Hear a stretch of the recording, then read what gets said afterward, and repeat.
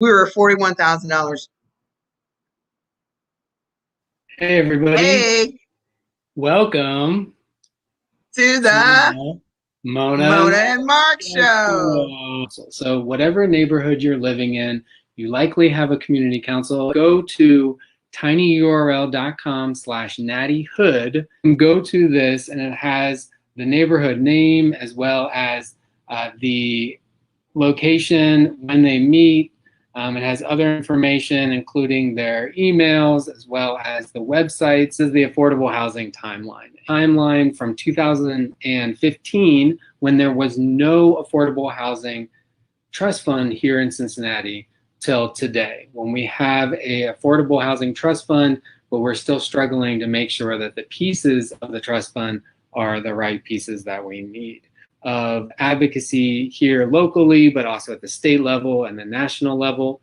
And those marches and those rallies have formed a new thought process on affordable housing and on how we can eradicate homelessness. As we move forward and try to, continue to fight for housing protections and rights and ensuring that everyone has safe and affordable housing in our city. We acknowledge the people that came before, the organizations that came before that built this foundation. Affordable Housing Advocates is one of the biggest supporters of affordable housing here in Cincinnati, and they do monthly meetings, and everyone's invited to go to the monthly meeting to learn more. They're the ones that came together back in 2016. We're going to focus on the Affordable Housing Trust Fund. Did research by talking to people in other cities and other communities. The Affordable Housing Trust Fund is not just about the money that goes into it, but it's also about the policy around it that helps protect people and stay in their homes. In 2017, LISC study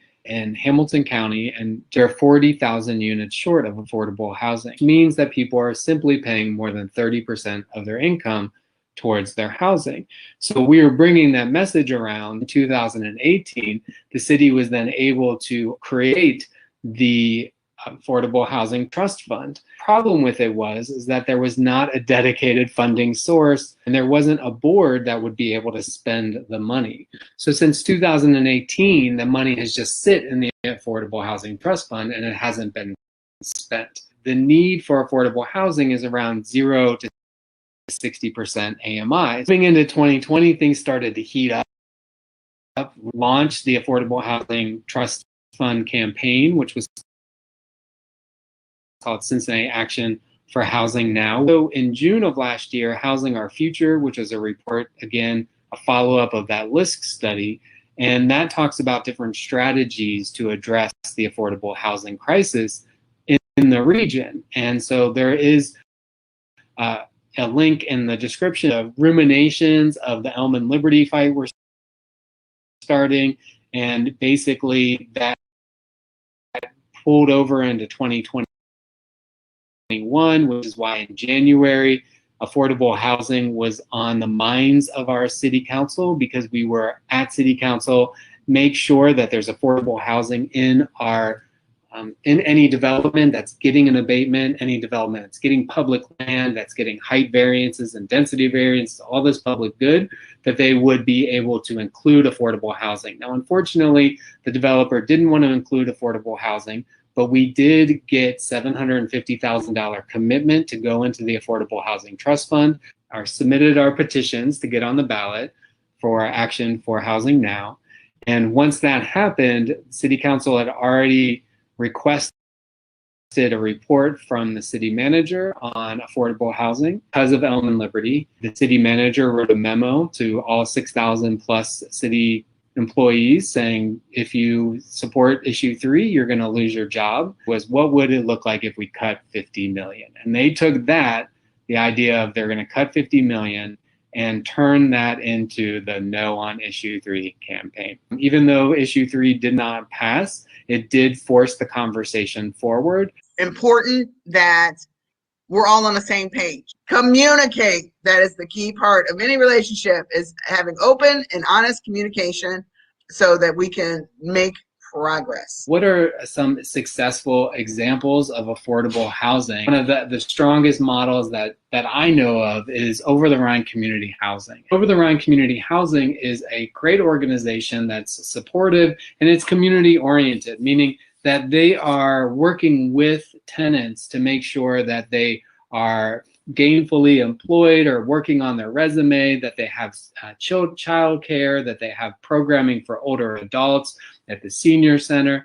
And so what they really do is focus on the whole spectrum of life. So from family housing and youth programming to adult working programming to women's, and senior programs, right? So they're really focused on every aspect of life because everybody at every stage of life needs safe and affordable housing. And they also have historic and new builds. So for instance, they're working on the Perseverance on Vine Street. They've also done the new builds, the flats in West End. They're also working on buildings now even in Lower Price Hill. So, their model is important for so many different communities because every community is lacking in affordable housing. Make sure that the residents don't pay more than 30% of their income towards their housing. Where these murals are and you pay for parking there, it actually goes to support affordable housing. Community housing is one of our key partners, and that holistic approach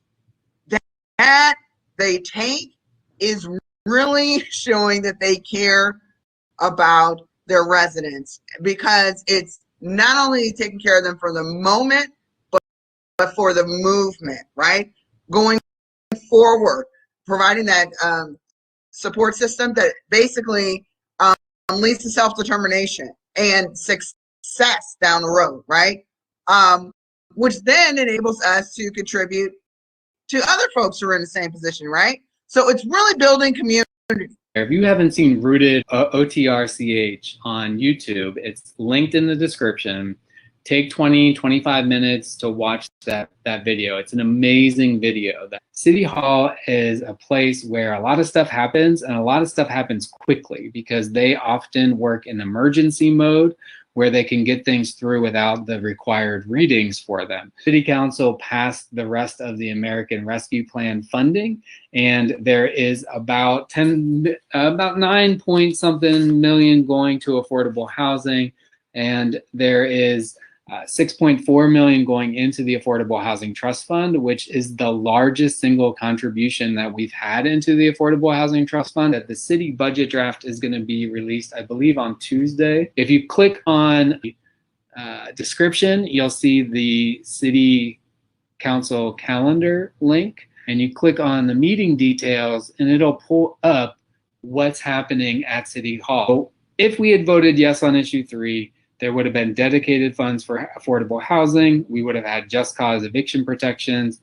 a livable wage guarantee. It would have been equity focused, specifically around anti-Black racism that people face in the city and making sure that we're fighting back against that racism. It would also be a community controlled board, and things would be able to remain affordable forever. The Housing Advisory Board is picked by the mayor. They will use that housing study to come up with the affordable housing priorities. With a lot of these corporate interests happening, we don't want that funding to go towards things that is not for affordable housing. So we need to keep that focus on people over profits, right? We will succeed as a city when we put the necessary resources into the people, because when people succeed, then they are able to contribute to the well-being of the city overall. By joining This Week at the Coalition. So it's an email listserv. It comes out every week, and it quickly goes through what our member organizations are up to every week. So if you go to just tinyurl.com/HOCO news, and again, the links are in the description of this video, you can go through and it shows you, what is our Daily Bread sharing this week? What is the Women's City Club of Cincinnati sharing? What is Affordable Housing Advocates sharing? What is, Over-the-Rhine Community Housing sharing, right? People who are looking for volunteers, for, who are posting jobs. people who are looking for donations. So it could be household donations to Bethany House, and you can go ahead and subscribe to this so that you can get it in your email. We are doing in-person tours again. So we'll be doing the tours here in Over-the-Rhine. Again, you can check it out on This Week at the Coalition, because that's going to be the place where you're going to get the most information. Please come out to these tours. So if you go to our website, which is cincyhomeless.org, and go to our education webpage, you can actually just post on there. There's a Google form. Just fill out that Google form and go to 513relief.org if you do need help with either paying your rent or your back rent, or your utilities or your waterworks. So we want you to go ahead and make sure you connect with our listservs, the Homeless Coalition, This Week at the Coalition, as well as AHA's listserv at ahacincy.org.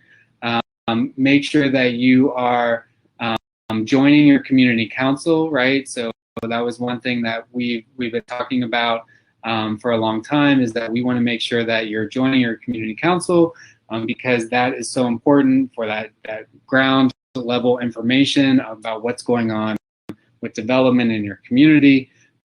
We want you to engage in our education programs. We're going to have our trainings, we're going to have our speakers, we're going to have our tours up in June. So some of those will be pay as you can, or pay what you can, because we want them to be accessed by as many people as possible. So go to cincyhomeless.org /about/education to learn more about that. And then, as always, make sure you're following Street Vibes on Facebook, following Street Vibes on the street. Make sure you're carrying around a couple dollars with you when you're going downtown. As people are starting to emerge from their houses, make sure that you're bringing some extra cash with you so that you can purchase or donate for a copy of Street Vibes from one of our distributors. Make sure to follow us, stay in touch, share. We're here for the convo and for affordable housing. Love y'all.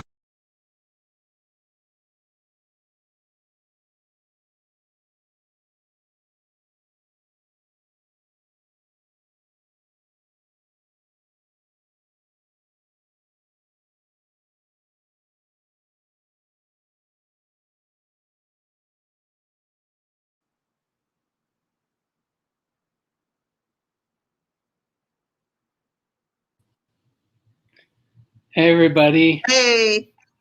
Welcome to the Mona and Mark show. We're so terrible at that. But we're great at coordinating and everything else. Well, hey y'all. Welcome everybody. We're excited to be here again this week. Greetings to our long-term viewers, Maurice, Judy, and other folks who are here today with us. We are appreciative of all your support, and we're going to go through and talk a little bit about what's going on in the city, what's going on with affordable housing, and this is just meant to be a conversation that we're having today, so we'll just kind of like take it from there. And we're going to go ahead and get started with our program today. We do want to... Let me answer Mr. Maurice's question. He said, how is my membership application? Great. I did receive it, and you will soon get a membership packet. So, and a lot of folks don't know, right now we are in our membership drive since technically our year starts July 1st through June 30th. So, Ms. Maurice, you are all set up for the upcoming year. And the packet includes a welcoming, a few little small tokens of appreciation, but also, just so folks know, you receive discounts on merchandise. So we have like bags and t-shirts, so you get 25% off on that. And then you also get discounts to our events throughout the year, which we are in the process of planning. So, you know, usually we have our annual dinner. That's the second Thursday of December. So we're having conversations about that. And we would love to have your input on your thoughts about that, because we're still going back, we're pandemic, are people trying to come out? So what would you like to see happen for our annual dinner? So if you have thoughts about that, put them out there, and yeah, we're ready to go and looking forward to it. Awesome. I can't wait for some of those events. I think it's really exciting that we'll all be back together again. We're going to talk a little bit about some events we have coming up next month, almost in June this month. And so we're excited about that as well. So one thing that we did want to talk about was that we actually have an update, an official update on the number of people who voted for issue 3. So for a while, we've been calling it the 9067 project, where we've been encouraging every single one of you to get involved with your community council. So that means finding out where your community council meets, if they're meeting on Zoom, finding out what your membership looks like, reading the bylaws of your community council. So we encouraged you to go to tinyurl.com/Nati, N-A-T-I hood, to find your community council. So please go ahead and do that. But we want to announce that actually it turns out that 9,316 people voted for issue 3. So it was actually higher than the original number that we knew. So this means that there's 300 additional people who should be flooding your community council. So please make sure that you go to Natty Hood, tinyurl.com/Natty Hood, and the link is in the description below. I also want to encourage everyone to share this video right now. If you haven't shared this video yet, please go ahead and share this video, because it's important for everyone to have the opportunity to hear what we're talking about and to make sure that we are getting the information out to as many people as possible. I also want to say hello to our new friends on YouTube. Thank you for sharing this video, but also joining us today. So we have a whole bunch of events coming up. If you haven't seen this on our Facebook, please check it out. Again, there's a link in the description to go to Brown Paper Tickets to get tickets for our June events. This is really exciting. We're going to hear from our speakers, Willa Jones, Sam Jackson, and Melissa Mosby, who tell their story, their experience with homelessness, and what they are trying to do is just connect with you, right? So it's not a very stressful environment. It's literally just listening to what someone's story is, and then we open it up for questions at the end. So if you want to talk about stereotypes and causes and solutions to homelessness, this is why we have these speaking engagements. We can always do it for your group, but we have special Pay What You Can events coming up in June. So please go ahead and check those out. We are also doing our trainings. So we have a Homelessness 101 training, a Affordable Housing 201, a 301 on housing protections, and a 401 on housing production. And these trainings are all digital or through Zoom, but you will learn so much if you do these trainings. I can't emphasize how much you will actually learn if you do these. So please find out how homelessness affects our community. Find out, what does affordable housing actually mean, and looking at the numbers, looking at how it affects different communities, and then also looking at how do we create housing and how is housing protected, right? So each of these trainings are standalone. You can take them in order, out of order, however you want, but please go ahead and sign up for those. If you go to tinyurl.com/AHA2021, it'll bring up a list where you can actually purchase tickets. So we should also tell you that the speakers and the facilitators are paid for this. So if you can give a donation with your Pay What You Can, we really appreciate that as well. And all those speakers are really awesome. I've heard them. And just love hearing from them. And it's always great to, each story is different, right? As far as how we experience homelessness. And so it just reiterates the need for the work that we do. And also it teaches us like ways that we can fight for ourselves as well, right? So their stories as far as how they overcome kind of provide some light on things that we may face within our housing. A lot of times we think, oh, it's not going to hit me, but it could. It really could. And it even, talks about like our rights, right? So you don't have to experience homelessness, but it's how to navigate through your lease agreements that we can learn about. So definitely suggest checking those speakers out and even the training. And you can earn a certificate. Dr. Mark, you want to kind of talk about that? Yeah, so absolutely. If you do all 4 training and you hear from one speaker and do a tour, which I'll talk about here in a second, you can earn the Education Ambassador Certificate. And what this certificate does is it shows that you're committed to eradicating homelessness and to learning more and to working within your community to show and teach other people about the lack of affordable housing and the crisis of housing that we're in right now. So it also gives you access to all the slideshows. So you'll be able to go back and look at what we talked about at the training, at the speaker, and in the tours, so the virtual tours. So go ahead and get your calendar out right now and check out tinyurl.com/AHA, AHA 2021. The link is in the description, and get your tickets so that you can earn your ambassador certificate. And there are 20 people who have earned their ambassador certificate over the last year, which is pretty amazing if you ask me, right? These are folks who are committed to the goals of eradicating homelessness. These are folks who are committed to increasing affordable housing in our community. So kind of keeping that in mind, we also do a tour, a walking tour here in Over-the-Rhine, where you can join us.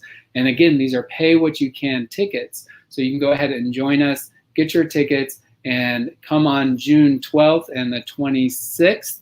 And we will have a tour at 9 a.m., which is the Over-the-Rhine People's Movement walking tour. I'll give you a history of Cincinnati. We'll walk throughout the neighborhood and we'll talk about different actions and activities. We'll talk about different people and buildings and what they mean to the community and what they've meant in the past. We'll also talk about the privatization of public space and hostile design. So there are very important topics in that tour at 9 a.m. on June 12th and the 26th.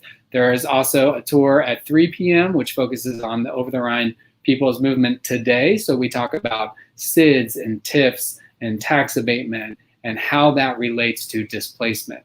So if you want to learn about gentrification and displacement, I highly encourage you to attend one of our tours. And we can also do these tours on your schedule. So if you have a group of people who want to learn more, you want to give this as a birthday present, as folks have done that with their family members in the past, and you will just go to our website, go to our education page, fill out the Google form and tell me what time and day you want to do the tour, and we will accommodate that to the best of our ability. So right now we're doing tours up to about 15 people with a mask on. So that will change once we go under 50 people of 100,000. So right now we are just encouraging you to do that. So please go to tinyurl.com/AHA 2021 and get your tickets now, because these are limited number of tickets, right?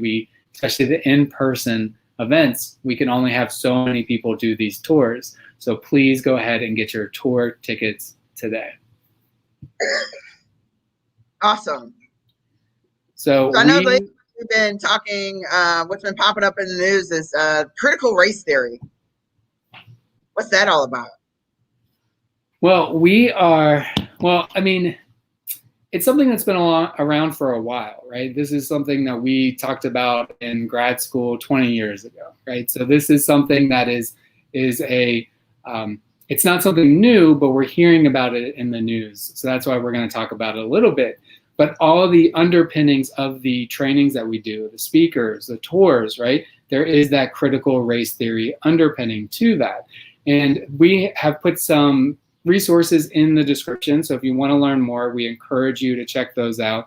And this one is from Danielle, who put together these, or Sylvie and Duckworth,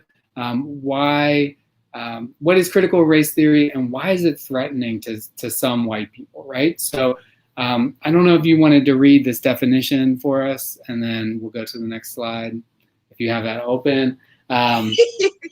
Yeah, so critical race theory.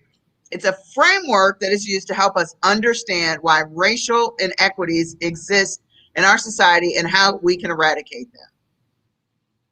It is an academic framework or practice that examines how systems, policies, and the law perpetuate systemic racism. So it's called critical race theory because it asks you to look critically at systems to better understand the origins of racial inequities. And this knowledge can then be used to mitigate, and stem the inequities or the root cause. In other words, like drive policies and laws that can dismantle those inequities. And so they have a series of tenets, and these tenets really create the foundation of critical race theory. So the first one is that we need to recognize that race is a social construct, right? There is no difference between people. We're all the human race, right? But then we have this social construct that creates a value system, and that understanding that at the very face value, I guess some people have issue with that, right? I mean, some people believe that there's a difference between people based upon the color of their skin. The second one is that racism is systemic, right? That we have to recognize that we see institutional racism all the time, which creates these barriers that are limiting really what our society is and who we could be. Whether that's both the society at large or different groups of people, it is a limiting thing. Right, and basically, Black folks, we see stereotypes, we see biases that happen, and as a result of this, Black folks are dehumanized and basically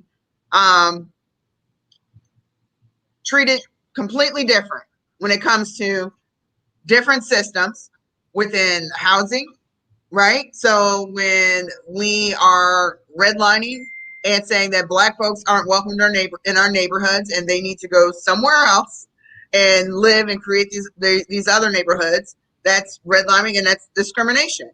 And what critical race theory would say is that this is racism, and here are ways that we can adjust our laws and regulations to ensure that this does not happen and that our neighborhoods are more, I hate to say blended, but basically inclusive of all folks, regardless of color. So, yeah, and it's also basically, it's not only in housing, but it overlaps into education, right? Same thing. Why do we have a lot of school systems that are 95% Black or 95% white, right? Versus we understand that having classrooms that are multicultural and inclusive basically not only help the development of that child physically, but socially and emotionally. And ultimately, white people benefit from this, right? So we are understanding that white people benefit from these legal setbacks in every aspect of healthcare, education, transportation, housing, politics, everything, that white people benefit from these setbacks. And it brings us to number 5, which is intersectionality, that we can't be defined by just one singular aspect of ourselves. And a woman experiences things differently than a Black woman. And a queer woman would experiences different things than a Black woman, right? So adding those different identities has a very real impact on the way we live our lives and how we are treated by these systems and how the laws affect us. So if you don't know about intersectionality, please look up Dr. Kimberly Crenshaw, look up the work of critical race theory to learn more about this. It's not you're saying, oh, well, I have all these marginalized identities, and so therefore I should be treated or regarded in a different way. It's that those marginalized identities have an impact on the way the world is treating you, right? And so in the way the world sees you. We also have to be very cautious of folks who try to include a Black voice of color so that it appears as if, oh, because we have this voice of color, then they speak for all folks, right? A lot of times we have boards where it's like, oh, we have this Black person on the board, so we know what we're doing for all Black folks. No, every Black person does not speak for me. right? There's a quote that says all skin folk ain't kin folk. Let's be real. So it's about having diversity and recognizing that while, you know, someone of color may be on a board or included, that they are not the voice of all. And that's why it's more important to have more inclusive conversations and community so that we get more different perspectives. But it is important for people of color and people who have experienced homelessness to be in the room, to sit at the table, to be able to be on the boards, to make those decisions, but they can't be tokenized as the voice for the entire group, right? So we can learn from those voices, but we can't say that those represent everybody within those groups, right? Right. So we are moving into our question and answer. So if you have any questions, you go ahead and put those in the chat. So this question came to me late last night, I'll just be honest, about whether or not I know of any movements or campaigns on zoning that would try to increase affordable housing. And this is something we've talked about on the Mona and Mark show, right? We've talked about that. And we're going to go through some of these slides, which will show us a little bit of information on this. And we know that historically, like if you take the Housing Protections 301, we talk about the idea that they were trying to clear the slums, which is why that they tried to move people out. And we'll talk about that in a second, but they were saying, look, people have unsafe housing conditions. These houses were built in the 1850s, 1860s, 1870s. They don't have access to water and electricity. And they wanted to say, well, if we move people out of these slum-like conditions, like in Kenyon Bar, they called it urban renewal, right, back in the day. And they used it as an excuse to put a highway through the neighborhood. They said, look, we're really doing them a favor. By kicking them out, we're doing them a favor. And what they were trying to do is saying, look, if we kick them out to places that have zoning laws that say that you can't have so many people living up on top of each other, then the housing conditions will be better. Well, we know that that didn't happen, right? Because we are seeing housing conditions of tenant organizations who are, you know, fighting against those housing conditions, those substandard housing conditions, those dangerous housing conditions. And so this zoning law was meant, the zoning laws were meant to address that. And unfortunately, it hasn't addressed it across the board, especially in a place like Cincinnati that has very old housing stock. Most of the houses and buildings in Cincinnati were built before the 1960s. So you're dealing with retrofitting buildings and things like that. So the idea of zoning came out of the idea that we want to decentralize folks, and that's led to massive and systemic displacement. And what is also led to is there are code violations that are people are hit by as part of that, this idea of blight removal. So we're going to go through neighborhoods and we're going to say, this place doesn't look, you know, use our kind of judgment and say, we don't like this blight, it has to be removed. And then what happens is that low-income folks will get a code violation that they have to pay off, that they have to find a contractor that's approved by the city, right? There's a lot of red tape, and then get it inspected. And we know in historic neighborhoods like Over-the-Rhine, you could say that the color of paint on a building doesn't fit within the code, and then that person could get a code violation because the color of the paint on their building, right? So these code violations have been used as a tool to move people out of a neighborhood. And there's something in Cincinnati, it's called NEP, a neighborhood enhancement program, where they literally ask people to go anonymously around the neighborhoods and report to the city code violations. And that anonymous report to the city is required by the city to respond to that.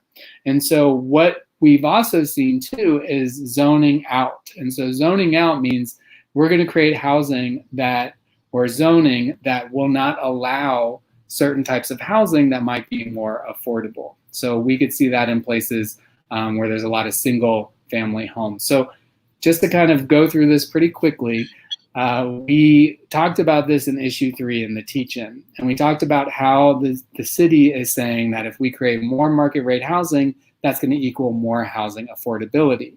And we talked about how this doesn't take into account our lived experience, right? So we've seen places where more market rate has gone in, but housing affordability has not increased. Places like Walnut Hills and Over-the-Rhine, right, where there's been a severe increase of market rate, and housing costs are still going up for renters and everybody. So it also doesn't include the impact of race and anti-Black racism, EU studies. So I'm going to encourage you to go to the issue 3 teach-in and learn more about that, because there's a lot of information and I talk a lot about that. So please go ahead and do that. And it's based upon these neoliberal theories and other things that don't really apply to Cincinnati and the level of racism that people experience here in Cincinnati. So we also talked about the idea that if we had removed the zoning laws for density and height regulations, that we would be able to create more housing. And what we saw is that if developers are not willing to do affordable housing, they're not going to do affordable housing, right? So, and we talked about that a little bit on there. So again, go to the issue 3 teach-in. A couple weeks ago, we talked about it on the Mona and Mark show, where we talked about how this really just turns into trickle-down housing ideology, right? So if we build more housing, then it will create a market that is saturated with housing. So therefore, they're going to lower those prices of rent. But we've never seen that. And they actually did pass that law. If you remember, a couple weeks ago, the City Hall did pass a law to remove those density regulations here in the city of Cincinnati. And this question brought me back to the White House State of Homelessness in 2019. And part of this was responded to by the National Coalition on Homelessness. So if you check that out, there's a link again in the description to go to that, and you can see their response. But one quote on there I thought about enough to put on here was, it says, when there's a shortage of housing units, owners will set the rents as high as the market will allow, which puts the cost far above what people experiencing homelessness can't afford, right? So even if we got rid of our 40,000, we would have to get rid of our 40,000 unit shortage in Hamilton County before these theories of zoning will go into effect to decrease rent, to decrease the cost of housing. So we are far behind where we would need to be for zoning to have a very real impact on housing costs. And we know that in the city of Cincinnati, routinely developers are given what's called a variance. And those variants allow them to do the density and the height and everything anyway, right? And I don't think there's been a time where that density or height variance has been denied by the city. Yep. The historic board might have some something on that, but really those developers get that. So basically what they did was put in more pro-developer regulation, laws. Right. And what the developers are going to come back and say, right, is that there is a sweet spot for them, right? Because if you go too high, then all of a sudden you have to change the construction materials, right? So if you go above, I believe it's 4 levels, right? So those variances, a lot of times they want to go up to 4 levels, because some of them in the communities, they have a variance, or the codes are set for up to 2 levels. So the variances that they're seeking are up to 4. Once you go above 4 up to 6, then that changes from being able to use lumber to, say, needing steel in order to support that structure. So as a result, that cost goes way up, and the developers don't want to get into that zone. So why did we need a change in the zoning and variances when, in all actuality, it's not going to really benefit the developer, and that's not something that they're going to see? So then this goes down to, it appears as if you're trying to do something for us, but you're really not. So let's be honest about it.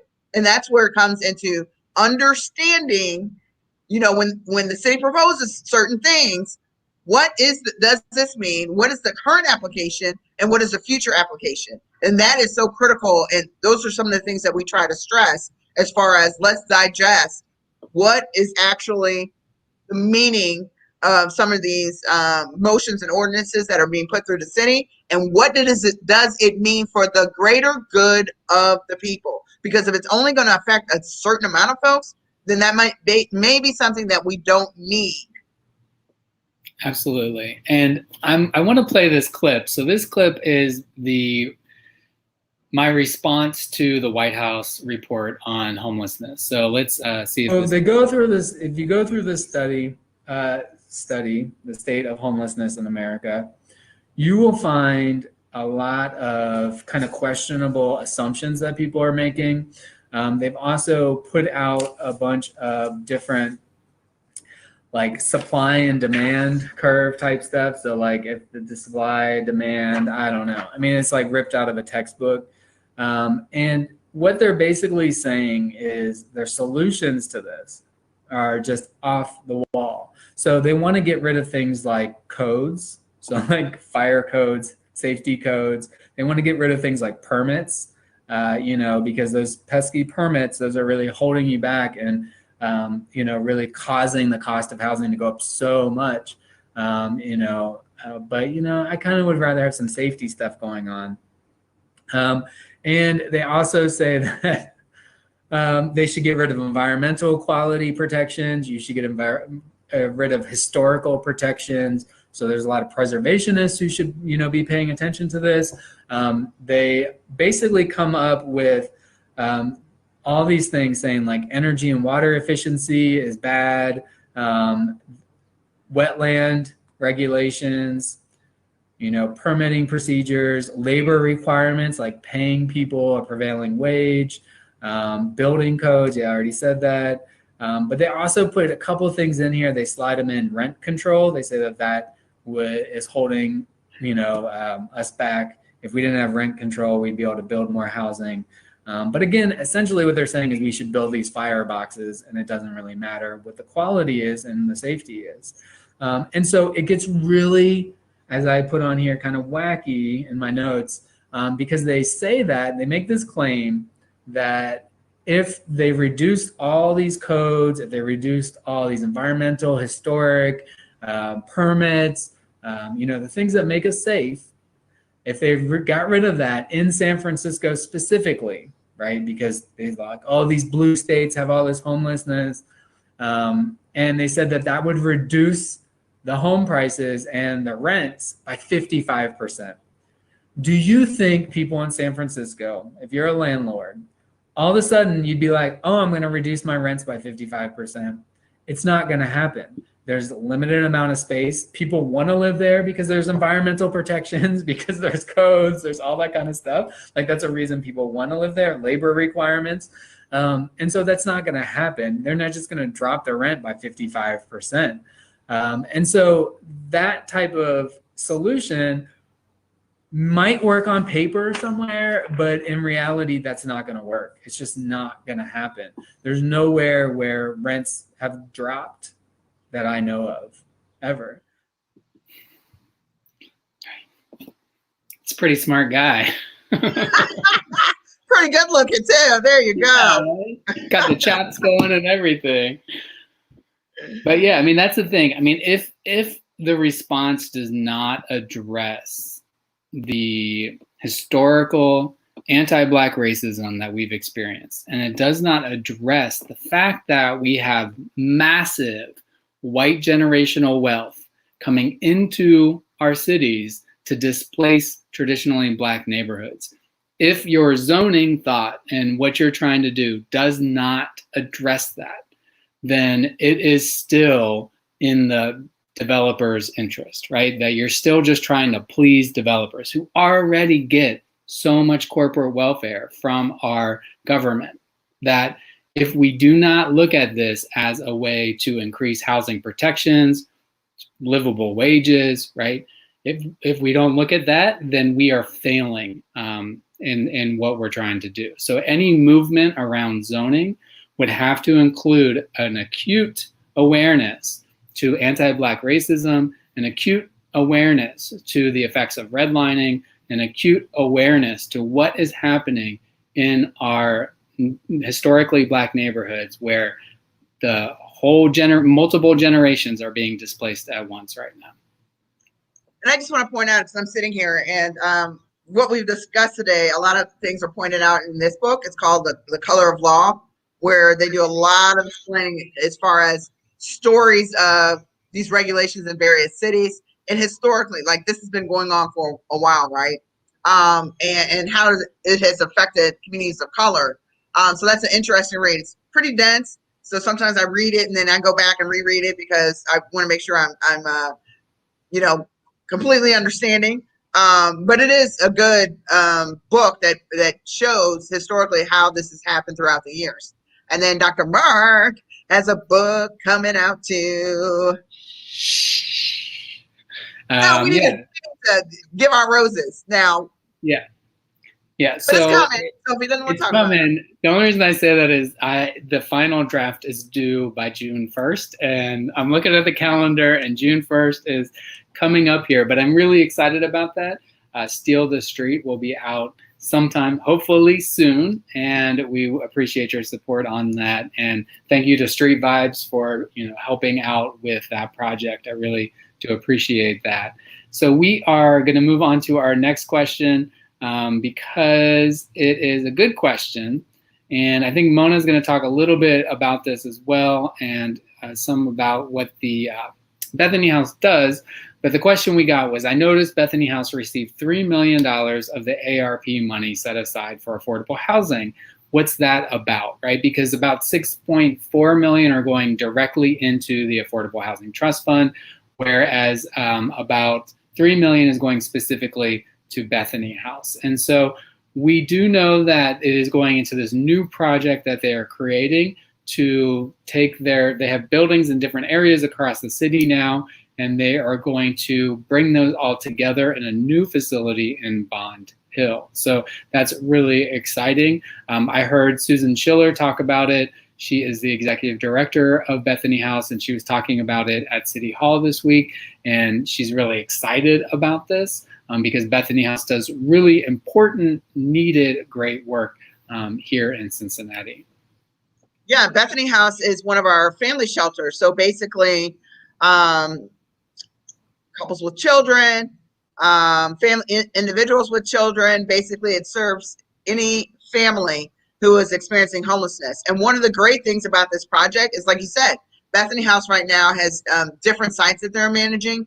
And so when you can move folks into one facility, one, it creates community, but two, it increases the services that Bethany House can provide, right? So if you only have 5 staff people, it's kind of hard to, have those 5 staff people traveling around to each facility in order to make sure that those families are receiving the services that they need. So being housed in one location provides a one-stop shop to where families can pop in and out and talk to those folks, those caseworkers.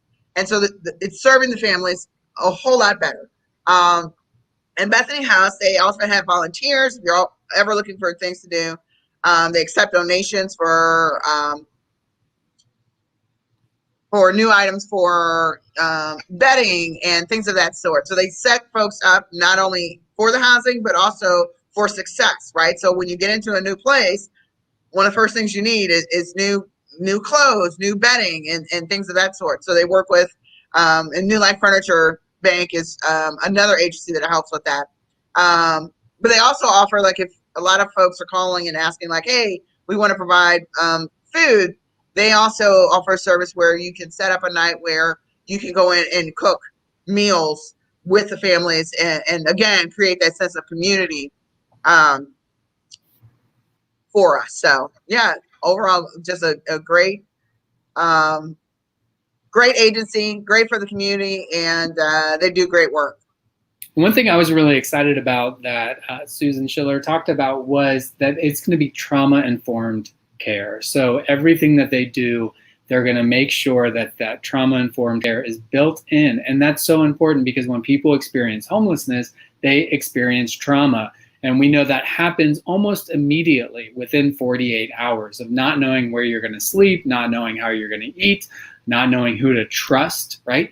This creates that trauma. So it's awesome that they are going to really focus on making sure that they're using a trauma-informed care model in everything that they do, and including the education that they're going to be working on as well. So I'm really excited about that, to hear more about what they're going to do with education. So that's really, I'm really happy. I'm really excited that they got the ARP money. They've been working on this for a very long time, you know, for several years. They've been looking to try to do this. And I think this is one place that it's well spent because families need support. Absolutely.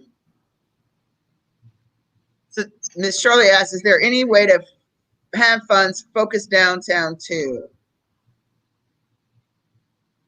So I think most of the funds are going to be, so we did see that overall there's a plan for, what was it, 25 million, 36 million? I can't remember the exact to From go towards overall housing. Yeah. So, yeah. Go ahead. Oh, I also have some notes over here because they're just recently at the AHA meeting this week. So if you're not going to the AHA meeting, please do that. They meet once a month. And if you join the AHA listserv at ahacincy.org, you can learn more about that. And so they were talking about this week that we have there is a new housing project coming in downtown, actually, close to the legal aid building. And that is going to provide a number of units of affordable housing. And they were also talking about ones in Walnut Hills that are coming up with Penrose. It's going to be at Lincoln and Gilbert, which will have several units in that as well. And if I had my notes in a more... That one is 86, and then there's a second one in Walnut Hills with Model Group that's going to have 42 units. So, and then there's 2 that are functioned by the Over-the-Rhine community housing that are coming. Which will be about 100 units there. And that's the one, I guess it's called Slater Hall, or is it Barrister? They're coming. We'll have more information on the exact names. Yes. So many times things come through and we're just... I think it's 44 units downtown and then 62 units in the West End. I don't know. We'll have to find out more information. I mean, that's the thing that we always talk about, is that we need to make sure that our affordable housing agencies and developers are on top of it, which they are. So they're applying for the low-income housing tax credits and things of that nature. So we will be seeing more, and that's important because we're losing so many units downtown. We're losing so many units in Walnut Hills and Coreyville and Lower Price Hill and Westwood, right? We're seeing, and you know, I always take screenshots of these buildings that are for sale where they post things like, hey, these are below market rents, or that they are month to month, that the tenants are month to month, right? So the development is ready to flip affordable into market rate. So that's why we need to make sure that we're strengthening.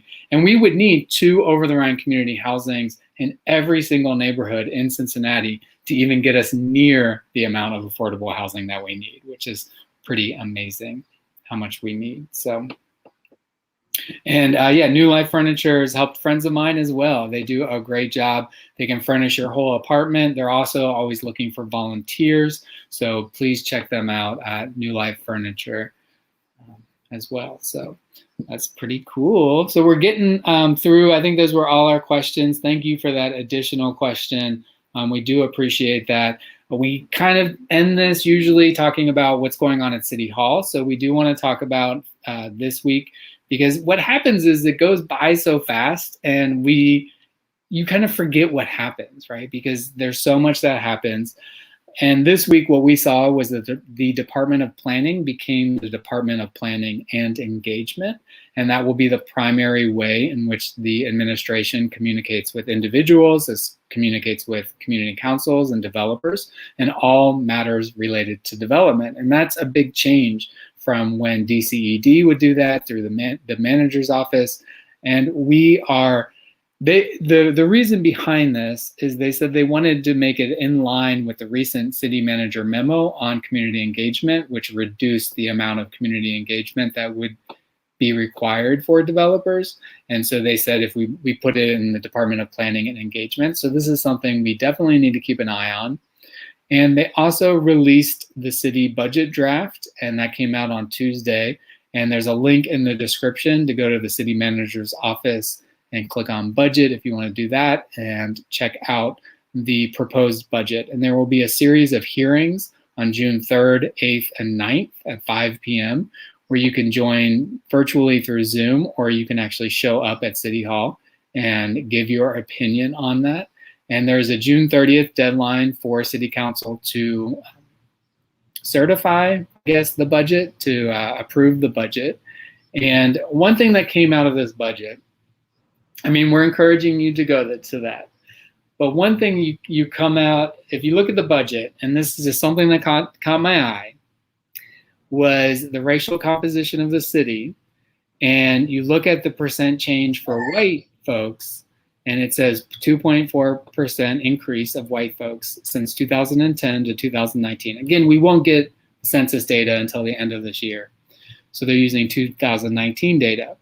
But the loss of Black families and Black people, and we always say this, Cincinnati loses over 1,000 Black residents every year by design, right? We don't just lose we don't have a change of negative 5.6% just because. That's not just because, right? That is because every institution in the city of Cincinnati is anti-Black. And because of that, Black folks are fleeing Cincinnati. And that is also at the same time that this white suburban wealth is coming in, this white suburban generational wealth is displacing Black families and Black people out of traditionally and historically Black communities. So this is a big deal. No one's talking about that, right? Like, no one seems to be talking about the fact that we lose over 1,000 Black residents here in Cincinnati every year. And that's what the data is showing, right? The data here is showing that white generational wealth is coming in from the suburbs, which our policies are incentivizing, right? Our policies are encouraging white folks to come in from the suburbs. And at the same time, they're discouraging Black folks from being able to put down roots and stay here in Cincinnati. And that's a big deal. I think it's a big deal. It is a big deal. And, you know, we see this negative 5.6%. And what will happen is it'll increase. And this tends to happen, the trend is every 40 years, right? Where Black folks are pushed out to the suburbs, we're out there, and then all of a sudden when white folks want to move back into the suburbs, they push us out. And we saw this with the displacement in West End, Kenyon Bar. They pushed us out to the suburbs, or they pushed us into the city. They went out to the suburbs. Now they want to come back to the city. So we get pushed out to the suburbs so that they feel safer coming back to the city. So again, just understanding the history and paying attention to these numbers and what it really means. Because city council, they're not going to say it. They'll show you the numbers, but they're not going to explain what this really means and what it boils down to.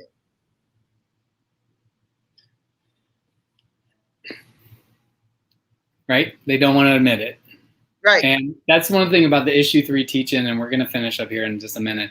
But the issue 3 teaching, I kind of like look back at it with like a little bit of regret that I called out the policies that amount to white supremacy, that the city manager's office is acting in a white supremacist manner by the ways that they're using the data, the ways that they're using these so-called reports. And I'm like, oh, should I have not said that? But that's what white supremacy does, right? It makes us not want to talk about it. And even, especially as white people. That's why critical race theory is so important, and it has to be at the forefront, because we are not able to process, as white folks, we are not able to process the world how it exists. We're only able to process the world how it's been presented and made for us, right? Right. At the expense of Black people and the labor Right. of Black people for so many generations and decades. So, and that's, really important to keep in mind. There was a little more drama that happened in City Hall today or yesterday about Wendell Young and whether he should be suspended. So we have to keep our eyes on whether Ralph Winkler will be able to, is it Ralph Winkler? Judge Winkler will be able to appoint another temporary city council member. So we might end up with more Republicans on city council here coming up pretty soon. We do want to encourage you to check out this week at the coalition. Make sure that you're subscribed, tinyurl.com/HOCO news. Again, that'll give you information about what's going on with all our member organizations, which is really important. And we want to make sure that you remember that 513relief.org is a place where you can get housing support as well as utilities and other back payments that folks need. So please go check that out. And make sure that you are signing up for our trainings, our speakers, our tours, our in-person tours that are coming up as well over the next couple of weeks and on June 12th and 26th. And you can do that by going to tinyurl.com/AHA2020. So please make sure that you're following us, the work that we're doing. We're really thankful that you took the time. Share this video right now. So click the share button. Thank you for those of you who have provided comments about what's going on in our community. We really do appreciate that. We appreciate you sharing this and keeping these conversations going about affordable housing, the need for affordable housing so that we can eradicate homelessness here in Cincinnati, but also across the country. So thank you so much for joining us. We are going to hopefully see you again next week. So please go ahead and share this video, and we'll talk to you soon. Bye. Bye. Take care, everybody.